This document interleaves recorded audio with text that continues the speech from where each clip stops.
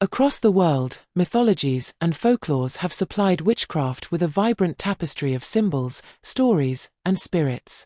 In Celtic tradition, the Morrigan, a goddess of fate and battle, stands as a powerful archetype woven into protective charms and rituals for transformation.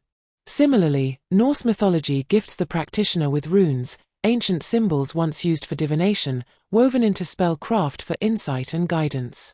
Folklore, with its roots buried deep in the soil of local belief, animates witchcraft with spirits of the land, fairies, nature guardians, and household deities. The English cunning folk, for example, blended folk legends of elves and hobgoblins into their charms against ailments and misfortune. Here, stories were not idle tales, but living instructions: how to gather herbs, when to speak to the wind, and the proper way to leave offerings at the crossroads. In witchcraft, figures from mythology can add unique layers of meaning. Like Medusa, with her serpent hair and powerful gaze, is a symbol used for protection and transformation. Mermaids, from ocean myth, represent intuition and change, invoked in rituals for guidance or healing with sea-inspired objects. Unicorns stand for purity and hidden wisdom, their legendary horn reflecting hope, healing, and inspiration in spells and charms. The archetypes and motifs of myth act as blueprints for ritual structure. The seasonal cycles of the Wheel of the Year, celebrated in many modern witchcraft traditions, echo ancient agricultural myths. Persephone's descent and return, the sacrifice of the Oak King and the Holly King. Each festivity: Samhain, Yule, Imbolc, Ostara, Beltane, Litha, Lughnasadh, and Mabon, draws straight from mythic cycles, transforming them into moments of magic and reflection.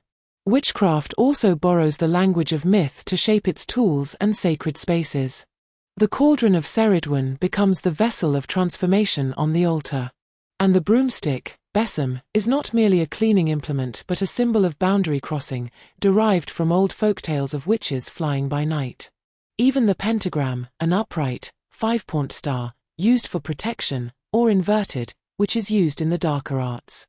Or the pentacle, a five-point star enclosed in a circle, with its 5 points, that represent the elements of earth, fire, water, and spirit, first seen in mythic cosmologies. In spell work, folklore dictates the personality of ingredients.